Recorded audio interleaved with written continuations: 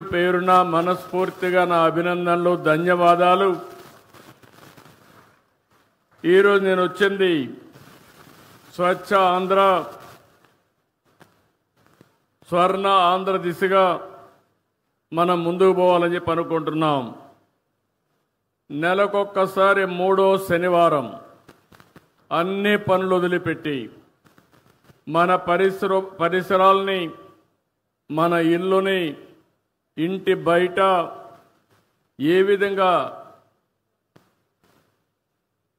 ఒక విధంగా చెప్పాలంటే చెత్త చెదారం ఉందో అవన్నీ చూసుకుని మనం అందరం కూడా దాన్ని ఏ విధంగా పరిశుభ్రంగా పెట్టాలనో పునరంకితం కావడానికి ఒకరోజు స్పెండ్ చేస్తున్నాం. నేను వివిధ సమయాల్లో వివిధ విషయాలు టేకప్ చేశాను. ఈరోజు నేను రైతు బజారుకి వెళ్ళాను. రైతు బజార్లు నేనే పెట్టాను, 1999లో పెట్టాను. ఆ రోజు ఒక మంచి ఉద్దేశంతో రైతులకు గిట్టుబాటు ధర రావాలి, వినియోగదారులకు నాణ్యమైన తక్కువ ధరకే కూరగాయలు కానీ వ్యవసాయ ఉత్పత్తులు ఇవ్వాలని ఆ రోజు ఈ కాన్సెప్ట్ తీసుకొచ్చాం. దీనికోసమే పల్లె వెలుగనే పేరుతో ఆర్టీసీ బస్సులు కూడా తీసుకొచ్చాం. వెనక సీట్లన్నీ కూడా ఖాళీ చేయించి అవన్నీ రిమూవ్ చేసి నేరుగా కూరగాయలు అందులో వేసుకుని తెల్లవారితో ఫస్ట్ అవర్లో రైతు బజారు దగ్గర తీసుకొచ్చి వదిలిపెట్టేవాళ్ళం. దానివల్ల చాలామంది రైతులు మధ్య దళారులు లేకుండా వాళ్ళంతా వాళ్ళ యొక్క పండించిన పంటలు అమ్ముకునే పరిస్థితికి వచ్చారు.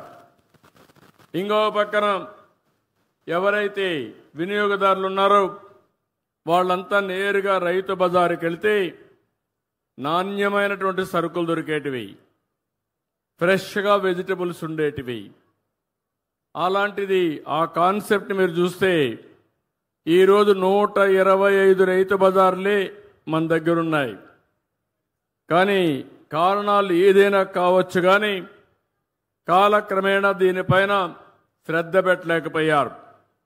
ఈరోజు నేను చూశాను, ఏదైతే ఇక్కడ చూసిన రైతు బజార్ని ఒక ఆదర్శంగా తయారు చేస్తాను. పక్కన భూమి ఉంది, 6 కోట్ల రూపాయలు శాంక్షన్ చేసి 1 సంవత్సరం లోపల అండర్ గ్రౌండ్ పార్కింగ్ కూడా పెట్టి ఒక బెస్ట్ రైతు బజారుగా తయారు చేసే బాధ్యత ఈ ప్రభుత్వం తీసుకుంటామని చెప్పి కూడా నేను మీకు తెలియజేస్తున్నా. ఇప్పుడు సబ్జీ కూలర్లు కూడా వచ్చాయి.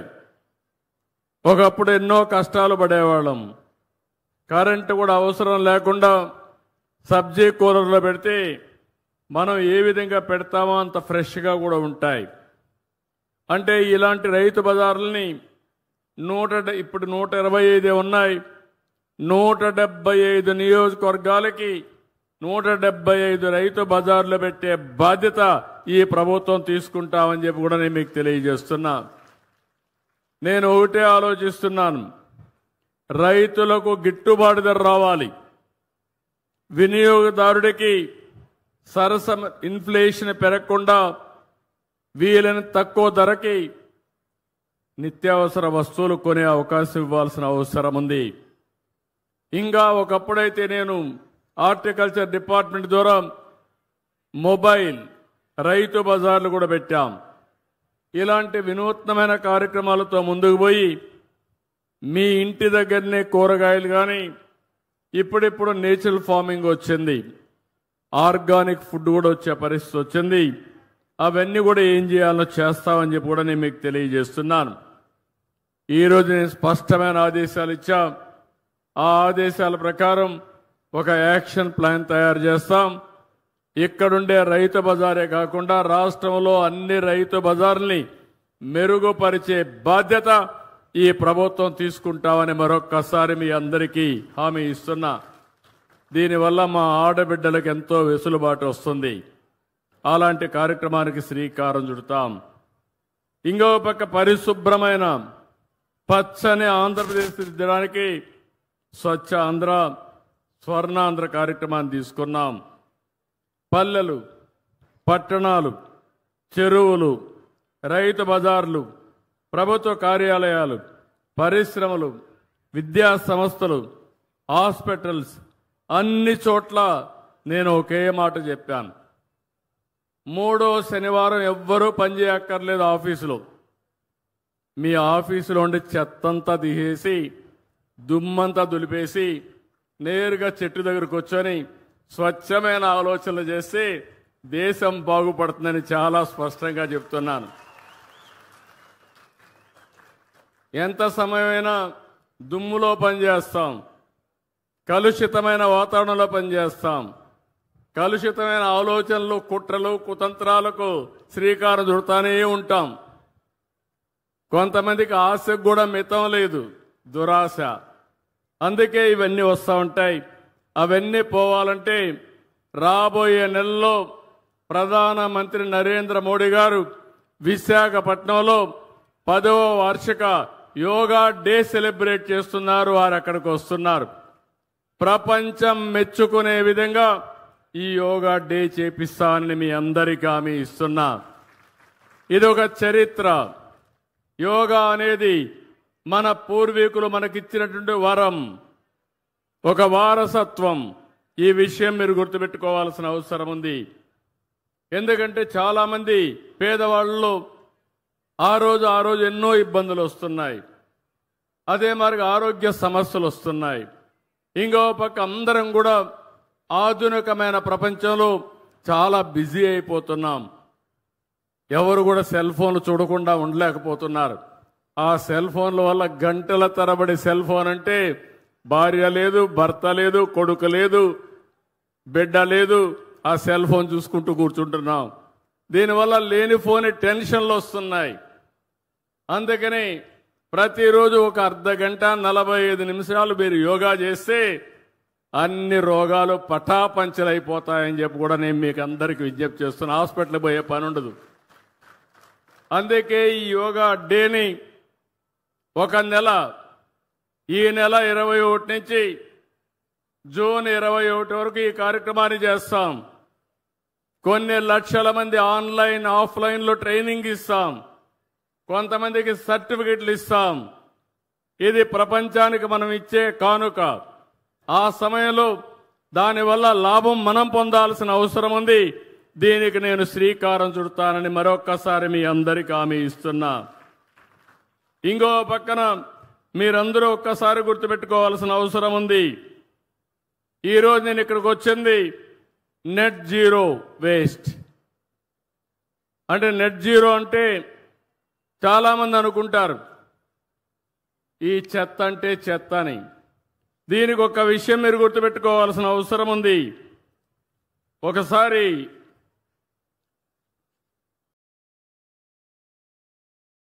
బుద్ధుడు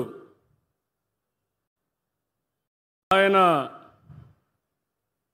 శిష్యుడు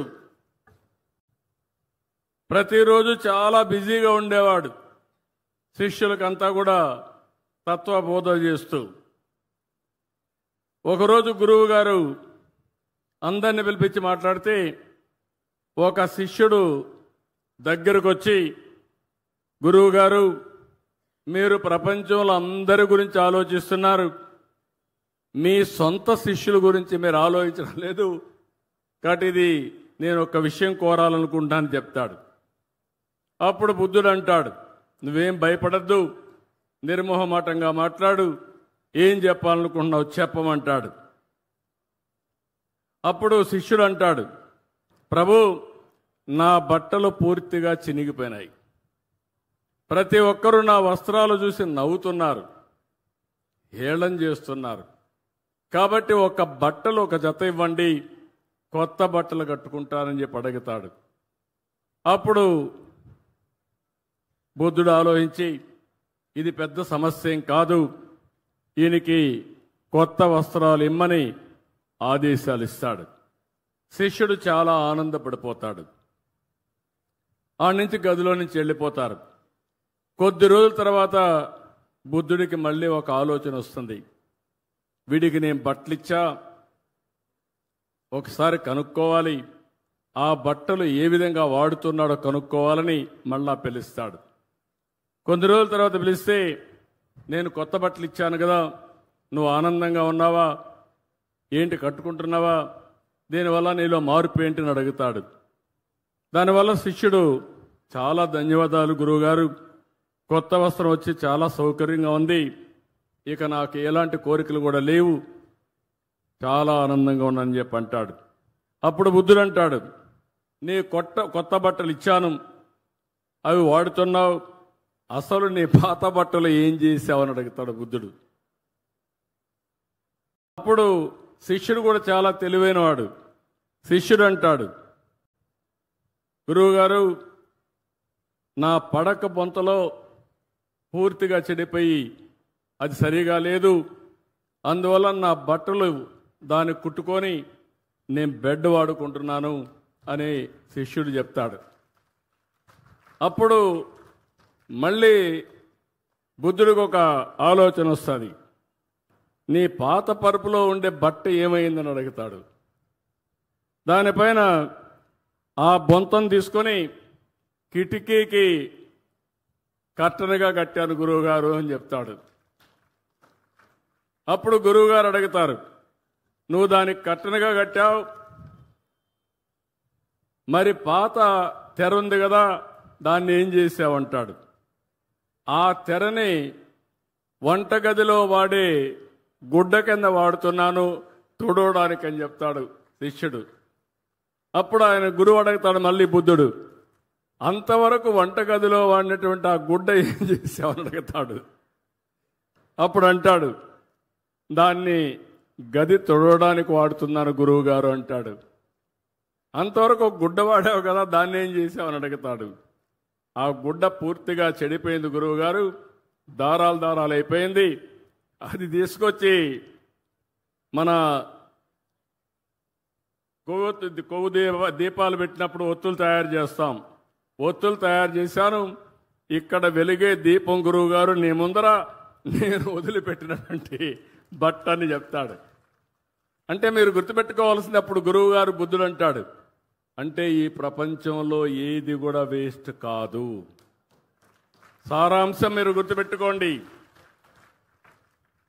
ప్రతి ఒక్కటి ఉపయోగపడుతుంది.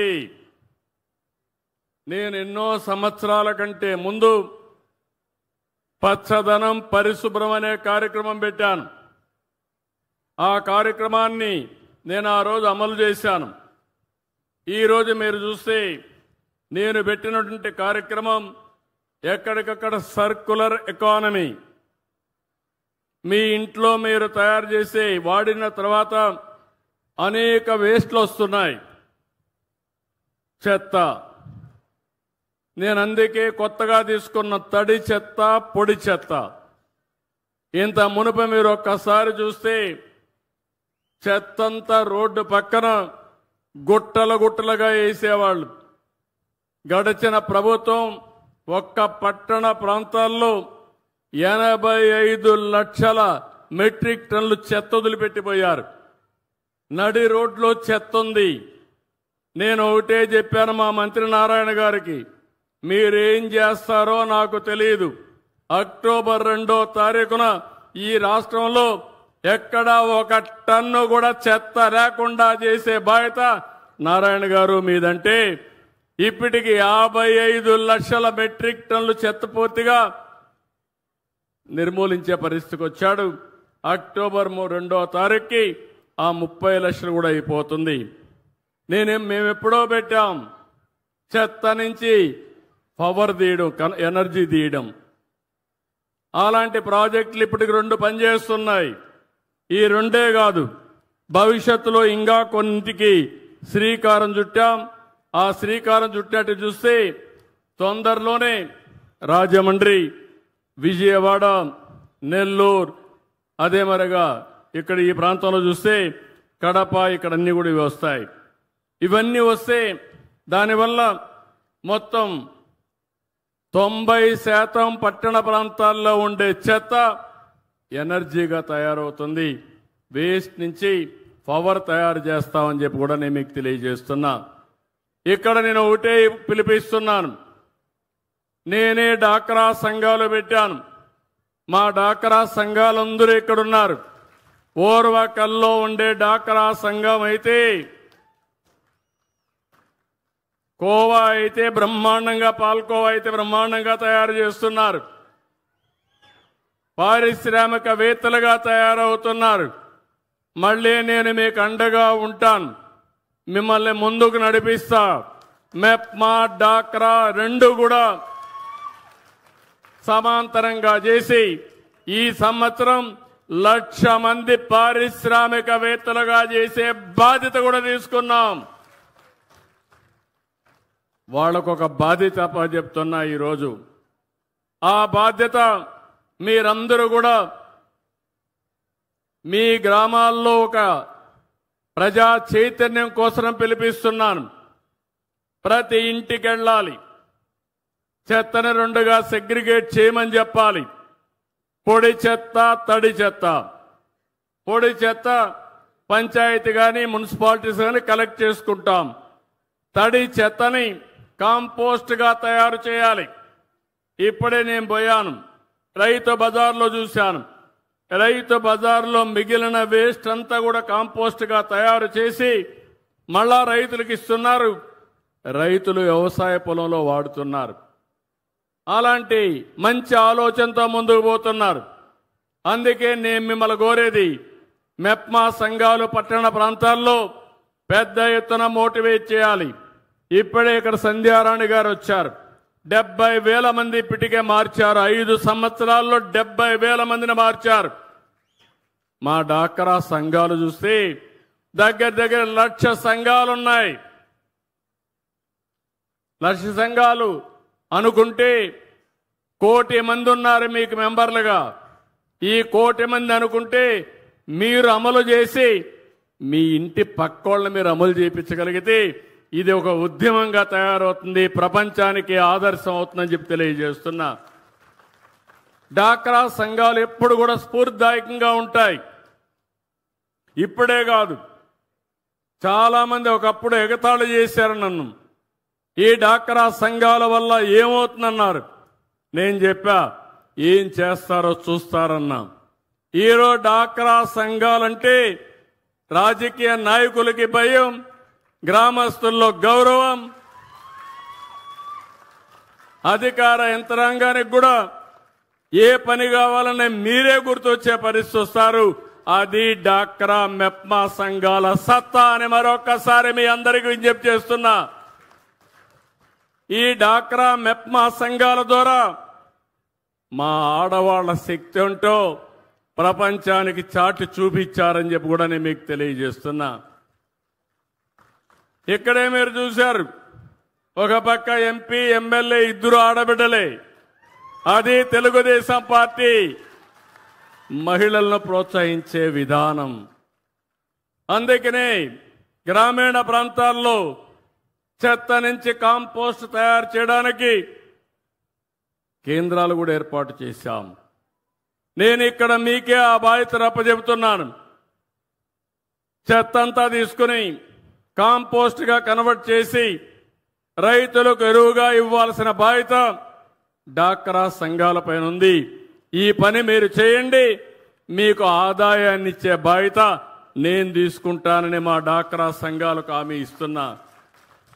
అక్కడి నుంచి రాష్ట్రంలో ఒక 75 సెంటర్లు పెడతాం. ఏదైతే తడి చెత్త అంతా కూడా కాంపోస్ట్ గా తయారు చేసి పొడి చెత్త ఉంటుంది, అందులో సెల్ ఫోన్లు చెత్త ఉంటుంది, ప్లాస్టిక్ ఉంటుంది, గ్లాస్ ఉంటుంది, పేపర్లు ఉంటాయి, రకరకాలుగా వస్తువులు ఉంటాయి. అవన్నీ కలెక్ట్ చేసి మళ్ళీ రీసైక్లింగ్ పంపిస్తాం, ఫ్యాక్టరీలకు పంపిస్తాం. దానివల్ల మళ్ళా ఫ్యాక్టరీల్లో కొత్తగా ఇనుము తయారు చేయకుండా ఇనుపు వస్తువులు తయారు చేస్తారు. సెల్ ఫోన్లు ఇవన్నీ మెల్ట్ చేసి సెల్ ఫోన్లో వాడతారు. ఇంకో పక్క పేపర్లన్నీ వాడి మళ్ళా పేపర్లు తయారు చేస్తారు. ప్లాస్టిక్ అంతా ఇచ్చేసి మళ్ళా ప్లాస్టిక్ తయారు చేస్తారు. అనేక వస్తువులు తయారు చేసే పరిస్థితి వస్తుందని చెప్పి కూడా నేను మీకు తెలియజేస్తున్నా. ఒక ఉద్యమ స్ఫూర్తితో తీసుకున్నాను. నేను మొన్న కూడా ఒకసారి మీటింగ్ పెట్టుకొని రివ్యూ చేశాను. దీనికి ఒక ఆర్గనైజేషన్ చార్ట్ కూడా ఇచ్చాను. తొందరలో ఇచ్చేయగలిగితే రాష్ట్రంలో ఒకటే చెప్తున్నాం. జపాన్లో నేను చూశాను, రోడ్డు మీద ఎక్కడ కాగితాలు కనపడవు, ఆ పేపర్లు తీసే మనుషులు కనపడరు. వాళ్ళలో ఒక సంస్కృతి వచ్చింది. ఎవరన్నా చెత్త వేయాలంటే వాళ్ళకు నామోషి. అందుకే ఎక్కడ రోడ్డు మీద వేయరు. ఇంకా ఒక విషయం చెప్పాలంటే సామాజిక బాధ్యత.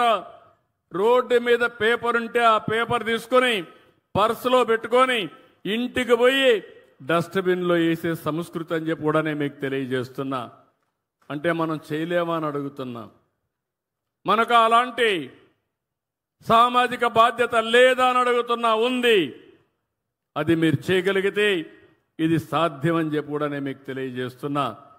2 నెలల్లోనే సర్క్యులర్ ఎకానమీ కింద కొత్త పాలసీ తీసుకొస్తాం, దాన్ని కూడా అమలు చేస్తామని చెప్పి కూడా నేను మీకు తెలియజేస్తున్నా. ఇది కాకుండా ఈరోజు పల్లెల్లో పల్లె పుష్కరణ అనే కార్యక్రమం తీసుకొని చెరువులన్నీ కూడా పరిశుభ్రం చేసే కార్యక్రమం తీసుకుంటున్నాం. ప్రతి గ్రామంలో చెరువులు ఉన్నాయి, మన పూర్వీకులు కట్టారు. ఇది మన నాగరికతకు చిహ్నం. అలాంటి పుష్కరణలన్నీ మళ్ళీ క్లీన్ చేసి పరిశుభ్రమైన చెరువులుగా తయారు చేసుకొని ఆ చెరువు చుట్టూరు కానీ నడవడానికి వాకింగ్ పాత్ తీసుకుంటే బ్రహ్మాండంగా వచ్చే పరిస్థితి వస్తుంది. అది కూడా తయారు చేస్తామని చెప్పి కూడా నేను మీకు తెలియజేస్తున్నా.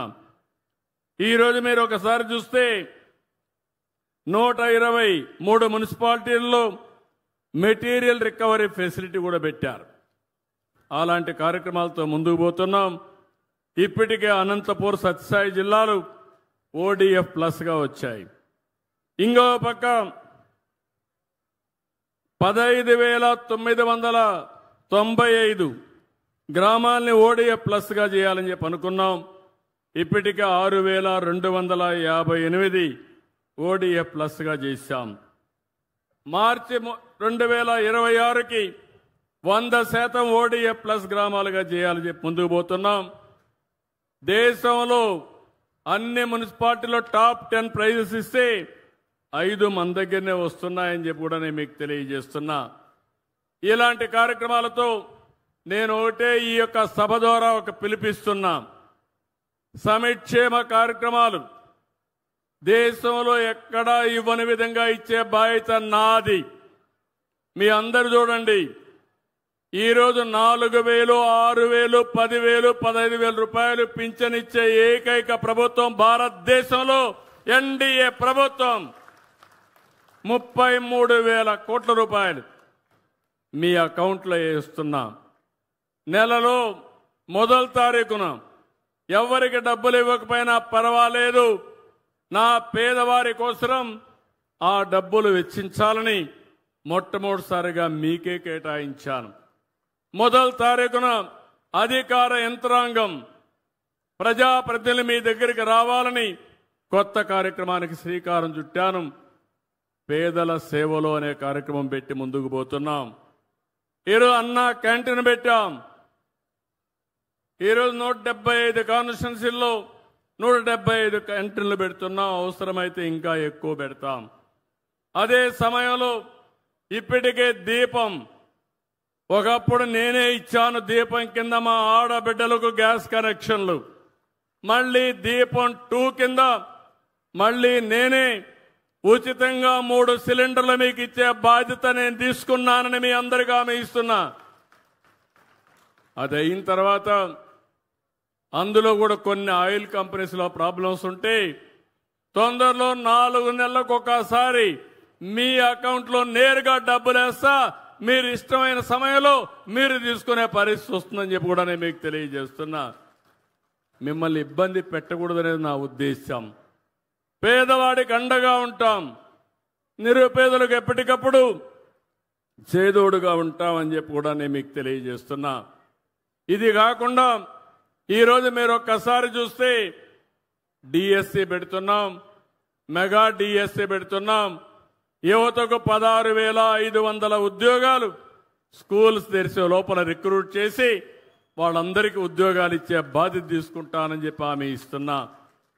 ఇవి కాకుండా ఎంతమంది పిల్లలుంటే అంతమంది పిల్లలకి తల్లికి వందనం కింద డబ్బులు ఇచ్చే కార్యక్రమానికి శ్రీకారం చుడతాం. స్కూల్స్ తెరిసే లోపల ఇస్తాం. నేను ఒకే మాట చెప్పాను, నాకు ఎన్ని కష్టాలైనా ఉండొచ్చు కానీ నా ప్రజలకు మాత్రం ఎలాంటి కష్టాలు రాకుండా చూసే బాధ్యత, సంక్షేమాన్ని అభివృద్ధి ఇచ్చే బాధ్యత ఈ ప్రభుత్వం తీసుకుంటుంది. రైతు సంక్షేమం కోరే ప్రభుత్వం ఈ ప్రభుత్వం. రైతులకు హామీ ఇస్తున్నా, గిట్టుబాటు ధర ఇస్తాం, రైతులను ఆదుకుంటాం. ఎక్కడికక్కడ వ్యవసాయాన్ని లాభసాటిగా తయారు చేసేట్టుగా రాయలసీమని హార్టికల్చర్ హబ్గా తయారు చేస్తా. ఒకప్పుడు కరువు సీమ రాయలసీమ, ఇప్పుడు రతనాల సీమ రాయలసీమగా చేసే బాధ్యత ఈ ప్రభుత్వానిదని చెప్పి మీకు అందరికీ హామీ ఇస్తున్నా. 18 లక్షల హెక్టార్లో హార్టికల్చర్ ఉంది. 5 ఏళ్లలో 36 లక్షల హెక్టార్లో హార్టికల్చర్ పెడతాం. అదే సమయంలో ఒకప్పుడు నేను డ్రిప్ ఇరిగేషన్ ఇచ్చాను. 16 లక్షల ఎకరాల్లో డ్రిప్ ఇరిగేషన్ ఉంది. 5 ఏళ్లు 1 ఎకరాకి ఇవ్వాల. మళ్ళీ నేను వస్తానే డ్రిప్ ఇరిగేషన్ ప్రారంభించాను. 90,000 రూపాయలు ప్రతి రైతుకి 90% సబ్సిడీతో 10 ఎకరాల వరకు మైక్రో ఇరిగేషన్ ఇచ్చే పార్టీ ఎన్డీఏ పార్టీ అని చెప్పి కూడా నేను మీకు తెలియజేస్తున్నా. దీన్ని కూడా పెంచుతాం. దీనివల్ల 1 ఎకరాకు వాడే నీళ్లు 2.5 ఎకరాలకు వాడుకోవచ్చు. ఇంకో పక్క మైక్రో ఇరిగేషన్ గాని మోడర్నైజ్ చేస్తే యాప్ ద్వారా, ఫోన్ ద్వారా నీళ్లు ఎప్పటికప్పుడు మీరు పారించుకునే పరిస్థితి వస్తుంది. దీనికి కూడా శ్రీకారం చుడతాను. మళ్ళీ మా ఆడబిడ్డలందరికీ చెబుతున్నాను, రైతుల కోసం అన్నదాత కింద ఈ డబ్బులు ఇవ్వడం ఏదైతే 20,000 రూపాయలు ఇస్తున్నాం, కేంద్రం 6,000 ఇస్తుంది. రాష్ట్రం 14,000 రూపాయలు కేంద్రం ఇచ్చేదానికి సమానంగా 3 విడతల్లో పూర్తిగా మీ అకౌంట్లో డబ్బులు వేసే బాధ్యత మేము తీసుకుంటాం. ఇది కాకుండా ఇంకొక పక్కన ఏదైతే నేను చెప్పానో మా ఆడబిడ్డలు బస్సుల్లో ఉచిత ప్రయాణ సౌకర్యం కూడా తొందరలోనే ఇస్తా. దీనికి కూడా ఆలోచిస్తున్నాను. అవసరమైతే ఆగస్టు 15న స్వాతంత్ర దినోత్సవాన తప్పకుండా మా ఆడబిడ్డలు అప్పటి నుంచి ఉచిత ప్రయాణ సౌకర్యం ఏర్పాటు చేసే బాధ్యత ఈ ప్రభుత్వానిది. కరెంటు ఉచితంగా ఇస్తాం. చాలా మంది పేదవాళ్ళకి ఇస్తున్నాం. అందరికీ కాదు, పేదవాళ్లకు 200 యూనిట్లు ఎస్సీలకు ఉచితంగా ఇస్తున్నాం. ఇంకో పక్క ఎవరైనా సరే మీరు సోలార్కు పోతానంటే 78,000 రూపాయలు మీకు సబ్సిడీ ఇచ్చే బాధ్యత నాదని మా సోదరులందరికీ హామీ ఇస్తున్నా. బీసీలు అయితే 98,000 ఇస్తా. ఆ తర్వాత మీరు కరెంట్ ఛార్జీలు కట్టాల్సిన పనే ఉండదు. ఎస్సీలకు ఎస్టీలకైతే ఉచితంగా మీ ఇంటి పైనే కరెంటు తయారు చేసి వసతి ఏర్పాటు చేస్తాం. ఒకవేళ మీరు కరెంటు వాడుకొని మిగిలితే గ్రిడ్కి ఇస్తే ₹2.09 చొప్పున డబ్బులు కూడా మీ అకౌంట్లో వేస్తా.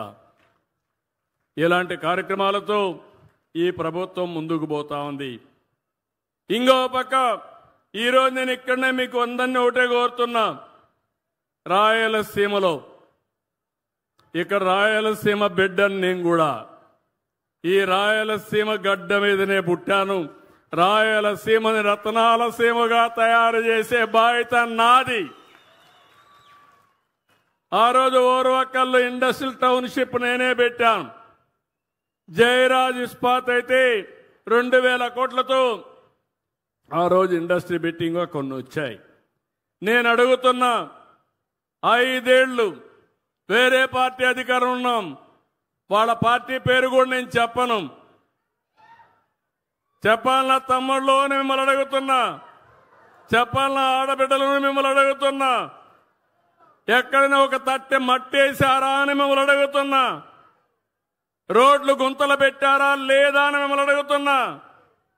గుంతలు పూడ్చామా లేదా అని మిమ్మల్ని అడుగుతున్నా. ఈరోజు ఇక్కడే జనార్దన్ రెడ్డి గారు ఉన్నారు మంత్రి. నేను వచ్చిన తర్వాత ఒకటే మాట చెప్పాను, గుంతలు లేని రోడ్లు తయారు చేయడం ఎన్డీఏ విధానం అని. ఈరోజు ఆ పనికి కూడా శ్రీకారం చుట్టాం. చాలా వరకు పార్ట్ హోల్స్ అన్ని కూడా పూర్తి చేశాం, క్లియర్ చేసేసాం. అది ఎన్డీఏ ప్రభుత్వం యొక్క సమర్థత అని చెప్పి కూడా నేను మీకు తెలియజేస్తున్నా. రెండో పక్కన మీరు ఒకసారి చూస్తే రాయలసీమలో ఒకప్పుడు ఫ్యాక్షన్ పాలిటిక్స్ ఉండేది. తమ్ముళ్ళు గుర్తుందా, నేనే ఫ్యాక్షన్స్ని తుదముట్టించా, వీళ్లతో కూడా పెక్కలించా. ఈరోజు ఏ గ్రామంలో కూడా ఫ్యాక్షన్స్ లేవంటే దానికి కారణం తెలుగుదేశం ప్రభుత్వం. అవునా కాదా అని మిమ్మల్ని అడుగుతున్నా. దానివల్ల అభివృద్ధి సాధ్యమైంది. ఒకప్పుడు అభివృద్ధి రాయలసీమ అంటే అందరూ భయపడిపోయేవాళ్ళు. గ్రామాలు గ్రామాలు ఫ్యాక్షన్ రాజకీయాలతో, ఫ్యాక్షనిజంతో పూర్తిగా నిర్వీర్యమైపోయి మనవలు ఎగతాళి చేసేట్టుగా సినిమాల్లో తీసేవాళ్ళు. ఈరోజు అలాంటి రాయలసీమ వేరే జిల్లాల కంటే బ్రహ్మాండంగా అభివృద్ధి చేసే బాధ్యత ఈ ఎన్డీఏ ప్రభుత్వం తీసుకుంటున్నామని చెప్పి కూడా నేను మీకు తెలియజేస్తున్నా. నేను అడుగుతున్నా, రాష్ట్రంలో ఎక్కడా లేని విధంగా ఎయిర్పోర్ట్లు ఉన్నాయి. తిరుపతి, కడప, పుట్టపర్తి, అదేమో ఓర్వకల్లు, 4 జిల్లాలకు 4 ఎయిర్పోర్ట్లుండే ఏకైక రాష్ట్రం ఆంధ్రప్రదేశ్ రాష్ట్రం అని చెప్పి కూడా నేను మీకు తెలియజేస్తున్నా. అదే రాయలసీమ. రోడ్లు చూడండి, 4 లేన్ 8 లేన్ రోడ్లు. తిరుపతికి పోవాలంటే నేరుగా నంద్యాల, కడప, తిరుపతి. ఈ పక్క బెంగళూరు నుంచి హైదరాబాద్, అనంతపురం నుంచి తిరుపతి.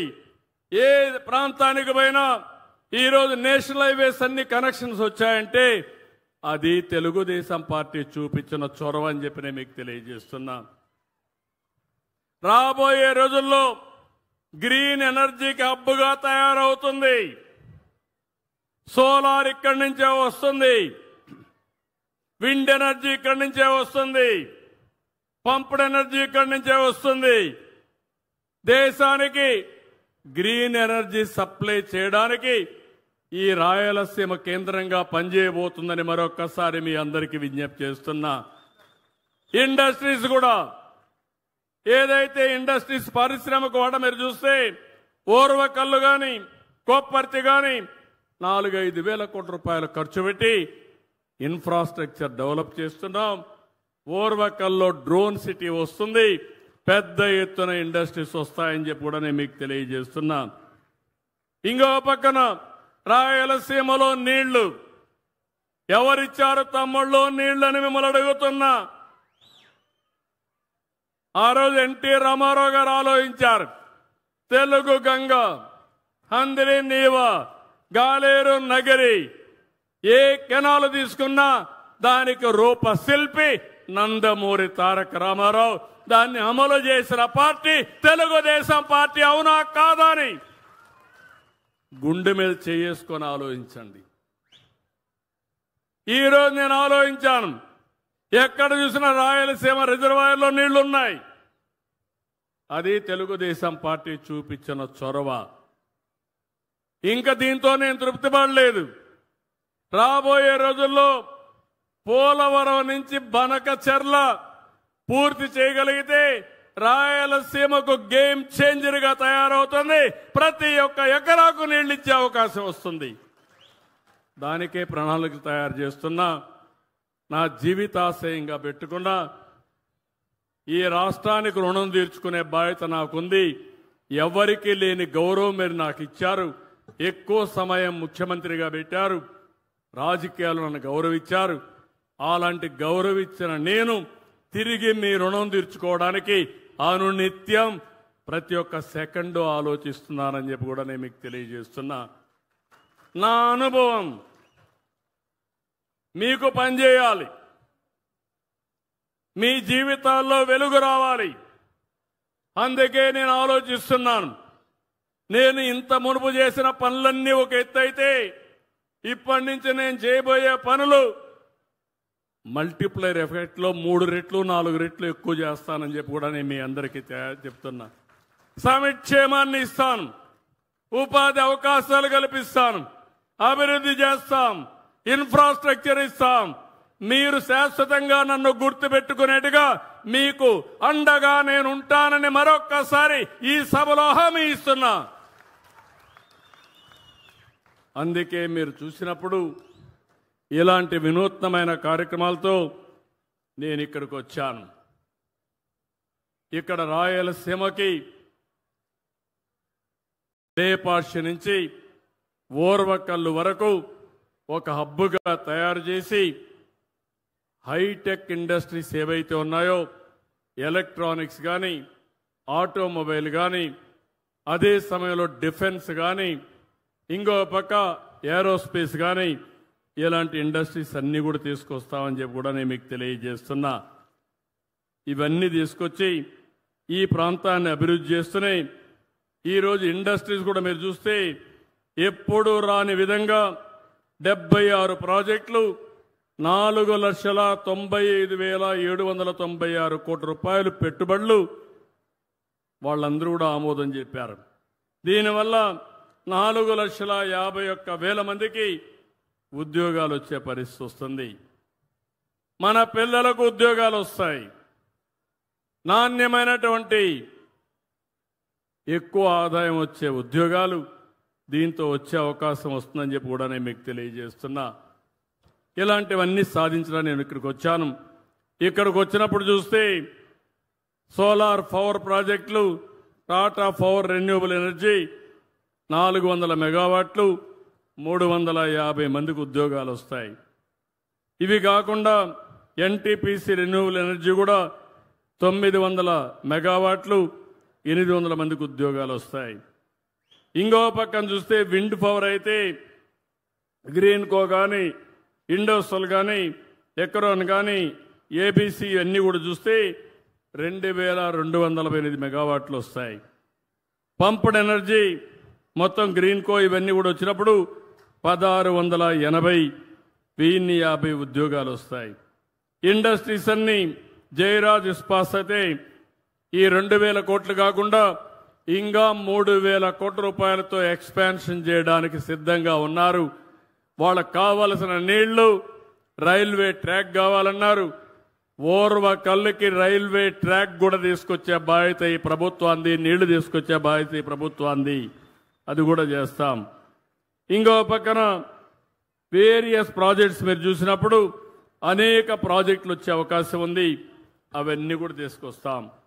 ఇది కాకుండా ఇక్కడికి నేను వచ్చినప్పుడు ప్రత్యేకంగా ఇక్కడ ఎమ్మెల్యే గారు కూడా కొన్ని విషయాలు అడిగారు.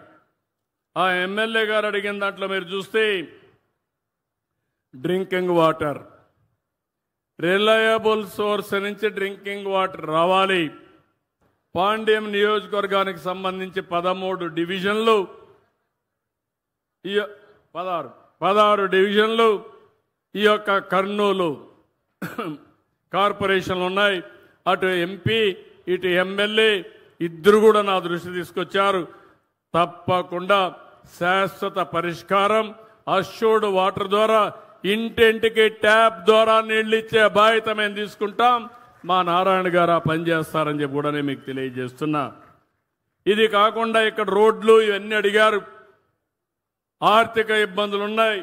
అయినా కూడా 50 కోట్ల రూపాయలు ఈ నియోజకవర్గంలో 16 వార్డుల్లో ఖర్చు పెట్టడానికి శాంక్షన్ చేస్తున్నానని చెప్పి కూడా నేను మీకు తెలియజేస్తున్నా. ఇంకో పక్కన 4 లైనింగ్ రోడ్డు వచ్చి నంద్యాల నుంచి కర్నూలు వరకు సఫా కాలేజ్ వరకు అడిగారు. అది కూడా ఆదేశాలు ఇస్తా, దాన్ని కూడా పూర్తి చేపిస్తామని చెప్పి కూడా నేను మీకు తెలియజేస్తున్నాను.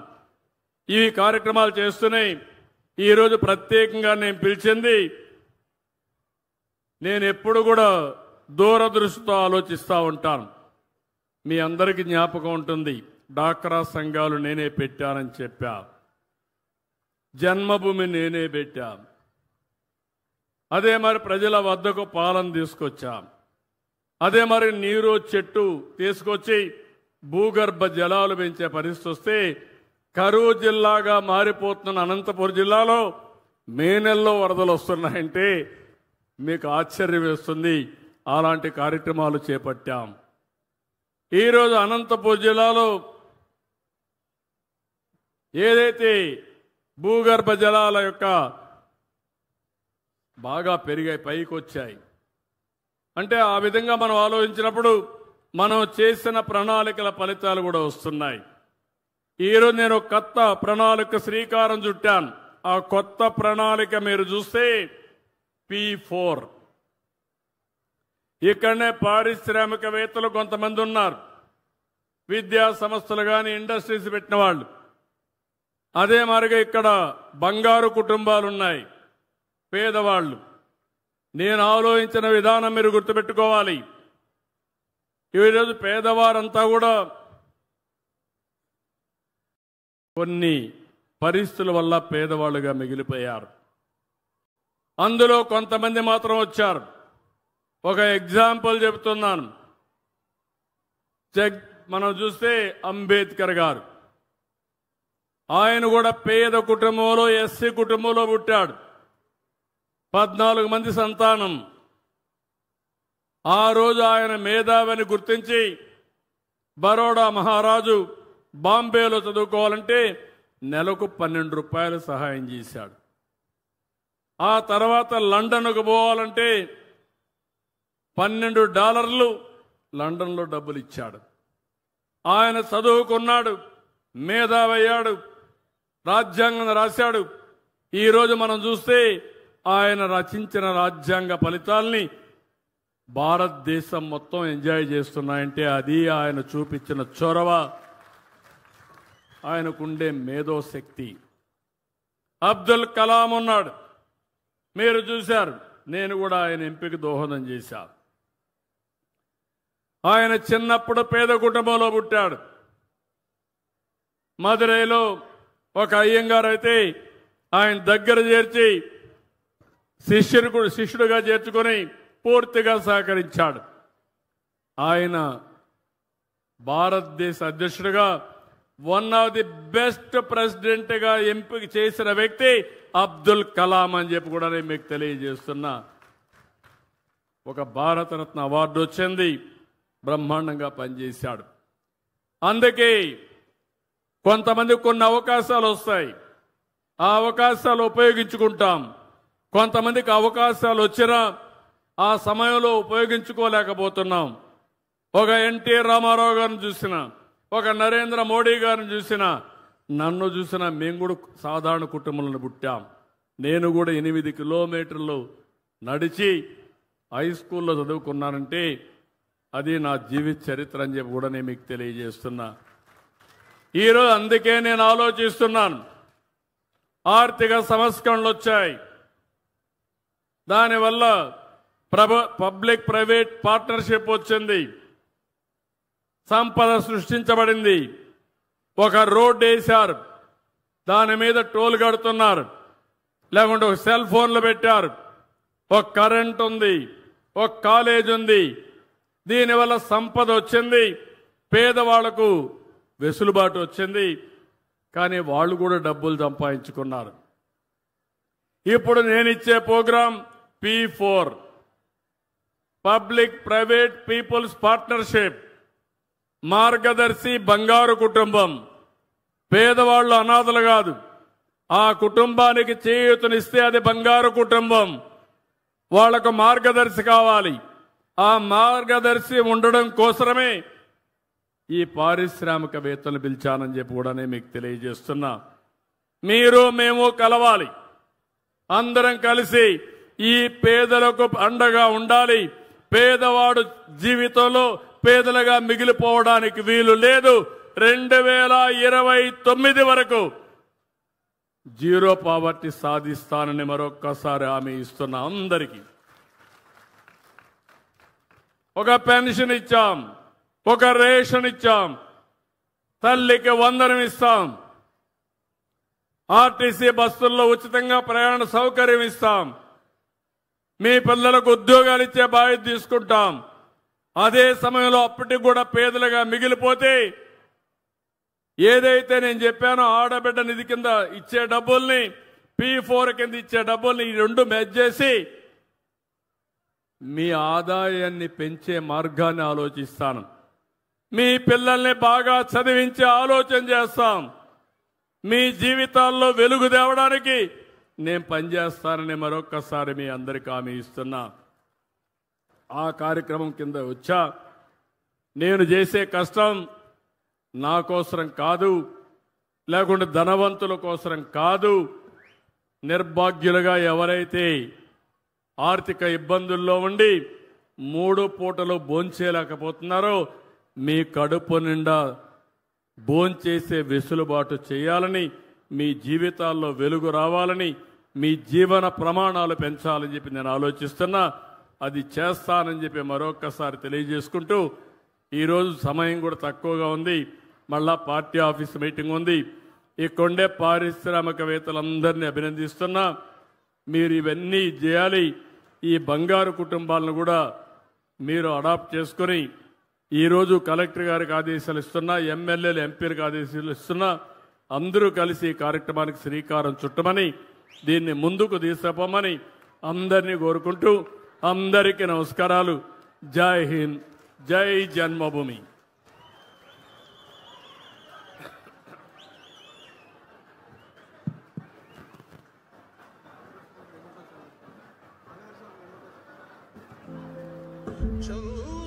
గౌరవ ముఖ్యమంత్రి గారు మార్గదర్శి వారికి మెమెంటోలు బహుకరిస్తారు. ముందుగా శ్రీమతి విజయభారతి గారు, విజయభారతి గారు, ముందుగా శ్రీమతి విజయభారతి గారు గౌరవ ముఖ్యమంత్రి వర్యులు వారికి శాలువా కప్పి మెమెంటో అందిస్తారు. శ్రీ కేవి సుబ్బారెడ్డి గారు, విద్యావేత్త శ్రీ కేవి సుబ్బారెడ్డి గారు,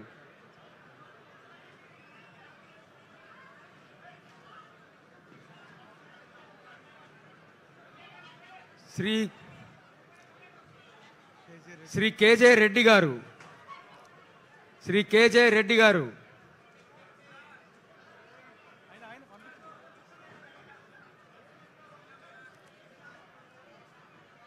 శ్రీమతి కె పద్మలతారెడ్డి గారు, శ్రీమతి కె పద్మలతారెడ్డి గారు,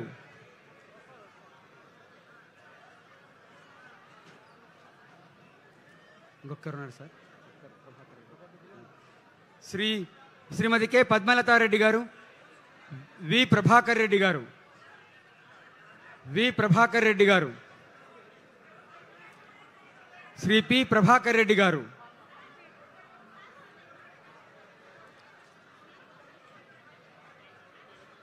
శ్రీ పి ప్రభాకర్ రెడ్డి గారు,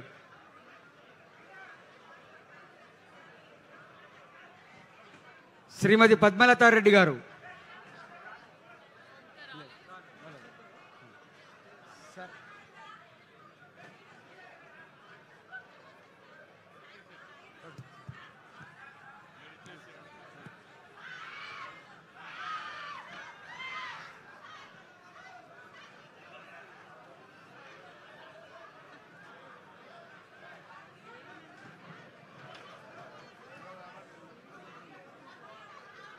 చచ్చిపోతాను ఎందుకో కలిపి